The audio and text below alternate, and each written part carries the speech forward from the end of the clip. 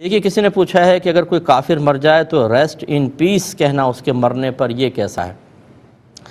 دیکھیں یہ شرعاً جائز نہیں ہے، کیونکہ اس کا مطلب کیا ہوتا ہے یہ اگر آپ انٹرنیٹ پہ چیک کریں کہ said to express the hope that someone's spirit has found peace after death, یعنی یہ اس وقت کہا جاتا ہے کہ جب ہمیں یہ امید ہوتی ہے کہ اللہ تبارک و تعالیٰ اس کی روح کو سکون عطا فرمائے گا، جبکہ کافر کی روح کو مرنے کے بعد سکون نہیں ملے گا۔ یہ نص قطعی سے ثابت ہے، جیسے کہ اللہ تبارک و تعالیٰ نے قرآن عظیم میں ارشاد فرمایا کہ ان الذین کفروا وصدوا عن سبیل اللہ، بے شک وہ لوگ جو کافر ہو گئے اور انہوں نے لوگوں کو دین کے راستے سے روکا، اللہ کے راستے سے روکا، ثم ماتوا وہم کفار، پھر وہ مر گئے اس حال میں کہ وہ کافر تھے، فلن یغفر اللہ لہم، تو اللہ تبارک و تعالی ہرگز ان کی بخشش نہیں فرمائے گا۔ اس کا مطلب ہے کہ جو حالت کفر میں مر گیا اس کے لیے پھر بخشش نہیں ہے، اور جب بخشش نہیں ہے تو پھر عذاب لازم ہوگا،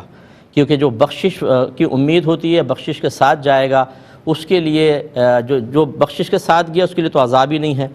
اور جس کے لیے امید ہے تو امید ہوتی ہے کہ چلیں جی اگر گناہوں سمیت گیا ہے عذاب بھی ہو رہا ہے تو دعائے بخشش و مغفرت سے عذاب ختم ہو جائے گا، جبکہ کافر کے لیے ایسا نہیں ہے، تو اس کا مطلب یہ ہوا کہ اس کو کبھی بھی اب امن اور چین نہیں آئے گا۔ یہ نص قطعی سے ثابت ہے۔ اسی طریقے سے اگر کوئی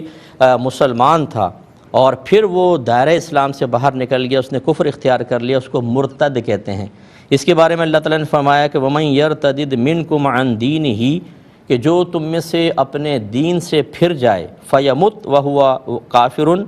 پھر اس کا انتقال ہو جائے اس حال میں کہ وہ کافر ہے، تو فَأُولَٰئِكَ حَبِطَتْ أَعْمَالُهُمْ فِي الدُّنْيَا وَالْآخِرَةِ، تو اس کے دنیا اور آخرت میں اعمال برباد ہو جائیں گے۔ وَأُولَٰئِكَ أَصْحَابُ النَّارِ هُمْ فِيهَا خَالِدُونَ، وہ دوزخیوں میں سے ہے، وہ اس میں ہمیشہ ہمیشہ رہے گا۔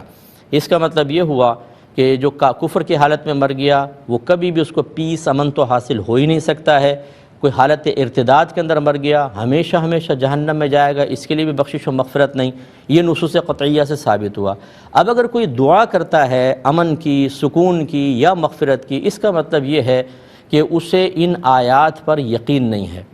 ان آیات پر بھروسہ نہیں ہے جو اللہ تعالیٰ نے بیان فرمایا، گویا کہ ان کے مضامین کے بارے میں وہ شک میں مبتلا ہے کہ نہیں ایسے ہو گیا پھر بھی اللہ تعالیٰ بخشش فرما سکتا ہے، تو اس کا مطلب ہے کہ اس نے اللہ تعالیٰ کے کلام میں شک کیا، اور جو قرآن کی کسی نص قطعی میں خاص طور پہ شک و شبہ کرتا ہے وہ دائرہ اسلام سے خارج ہو جاتا ہے۔ خلاصہ کلام یہ ہے کہ اگر کسی نے کسی کافر کے مرنے پر اس طرح دعائیہ کلمات کہے ہوں تو اسے احتیاطاً تجدید ایمان اور تجدید نکاح کرنا لازم ہے، اور ہمیشہ یاد رکھیں کہ ان چیزوں کا تعلق دین سے ہے۔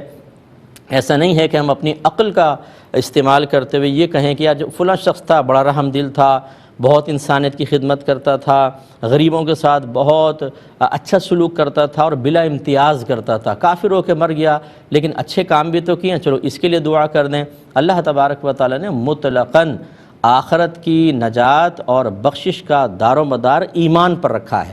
دنیا میں اگر کوئی اچھے کام کر جاتا ہے اللہ تعالیٰ اس کو دنیا میں اس کا انعام دے دے گا، آخرت میں اس کے لیے کچھ بھی نہیں ہے۔ وہ انعام چاہے شہرت کے لیے ہو، شہرت کے طور پر ہو، آسانی کی شکل میں ہو۔ ہاں یہ بھی پاسبل ہے کہ اللہ تعالیٰ بعض اوقات کسی کافر کے اچھے عمل کا ظاہری وسیلے کی بنا پر اسے دولت ایمان سے مالا مال کر دے، اب وہ کافر رہا نہیں، وہ مسلمان ہو گیا، لیکن جو حالت کفر میں مرا تو پھر اس کے لیے نہ دعا جائز ہے، نہ اس کے بارے میں دل کے کہیں گوشے میں یہ شبہ بھی پیدا ہو کہ شاید اس کی بخشش ہو جائے، شاید اللہ تعالیٰ اس کی مغفرت کر دے۔ نہیں، بالکل اس کے لیے دعا نہیں کر سکتے ہیں، وہ ہمیشہ ہمیشہ جہنم میں رہے گا۔